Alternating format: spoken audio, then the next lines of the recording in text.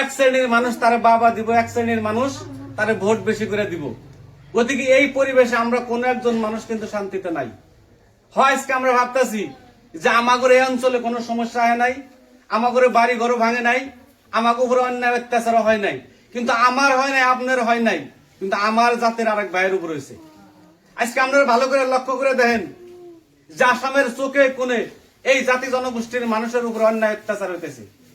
আজকে আপনারা গোয়ালপাড়া যান, সর্বসাধারণ মানুষ তা করে ঘর বাড়ি ভেঙে দিছে। আজকে উজনি আসামে যান, যে আমাদের মানুষ, আমরা বেশিরভাগ মানুষ আমরা দরিদ্র সীমারেখার তলের মানুষ, বেশিরভাগ মানুষ আমাদের পেটের তাড়নায় বিভিন্ন জায়গায় আমরা কর্মব্যস্ততায় যাই। আজকে আমরা ময় মুরব্বী যদিও গ্রামে থাকি, আমাদের ছেলে সন্তান একমাত্র পেটের তাড়নায় তারা অন্য অন্য জায়গায় কিছু কাম করবার নিয়ে যায়।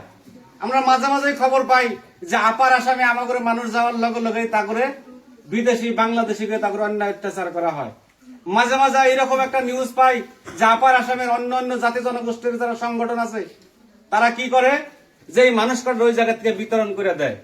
তারা ভাবে যে আসামের সংখ্যালঘু মানুষ, আমি যে ভাষায় কথা কই, আপনি যে ভাষায় কথা কন, এই ভাষায় কথা কন মানুষের কোনো দুঃখ নাই, কোনো বেদনা নাই। জীব জন্তুর থেকেও তারা তলের বিলে তারা ভাবে যে এই মানুষ কটা অন্য গ্রহের কোনো প্রাণী নাকি, মানুষের প্রতি কোনো দয়া নাই, কোনো মায়া নাই। আর এর একমাত্র কারণ আসামের বিজেপি সরকার, আসামের হিটলার শাসন, আসামের মুখ্যমন্ত্রী হিমন্ত বিশ্ব শর্মা। আর এই হিমন্ত বিশ্ব শর্মার কাছে থেকে যদি আমরা পরিত্রাণ পাইবার নিয়ে যাই, তাহলে আমাদের করণীয় কি? এই মুখ্যমন্ত্রীর কাছে থেকে যদি আমরা বাঁচবার নিয়ে চাই, তাহলে আমাকে একটাই করণীয়, যে আমরা সংখ্যালঘু মানুষ একত্রিত হওয়া লাগবো। আমরা বিভিন্ন ভাগে যদি বিভক্ত হয়ে থাকি, তাহলে এই জাতি আমরা কোনো সময় উদ্ধার করে নেবার নিয়ে পারব না। গতিকে আমরা প্রত্যেকজন সংখ্যালঘু মানুষ এক জায়গায় একত্রিত হয়ে আমরা ভোট দেওয়া লাগবো। আমরা যদি ভাবি যে বিজেপির বিকল্প হিসাবে কংগ্রেস, তাহলে কিন্তু আমাদের উপর দিয়ে কোনো সমস্যার সমাধান হইব না। আমরা বিগত দিনে কংগ্রেসের ইতিহাস জানি। আমি ভোট দিছি, আমার বাবাই ভোট দিছে, আমার দাদাই ভোট দিছে, আমার পূর্বপুরুষরা কংগ্রেস দলের ভোট দিছে, যে কংগ্রেস দলের ভোট দিলে আমরা এই দেশে শান্তিতে থাকবার নিকে পারুম। আমরা এই মনোভাব নিয়ে, উদ্দেশ্য নিয়ে কিন্তু আমরা প্রত্যেকে ভোট দিছিলাম।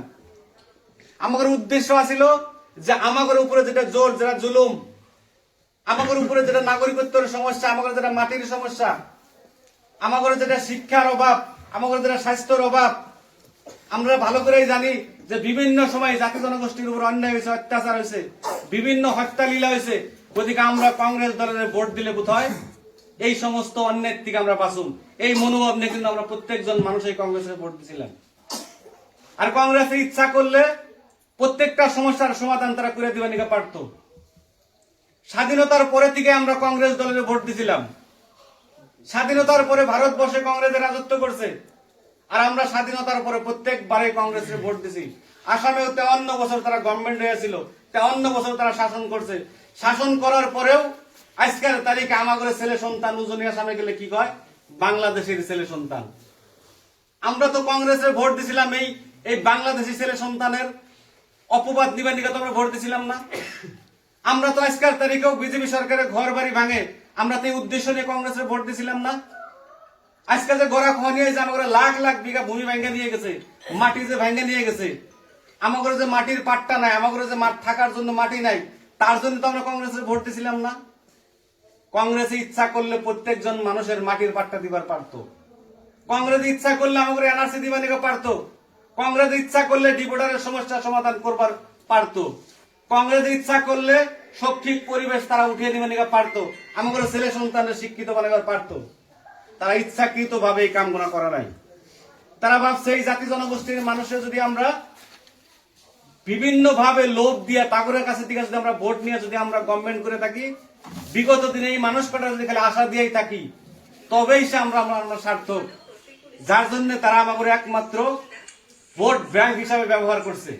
আর আজকের তারিখেও যদি আমরা বিজেপির বিকল্প হিসাবে এই কংগ্রেসের শাসনে এনে দেই, আরো যদি 50 বছরের শাসনে দেই, আপনার পিঠে থেকে যেটা বাংলাদেশের দাগ এটা উঠবো না, আমাদের যেটা মাটির সমস্যার সমাধান হইব না।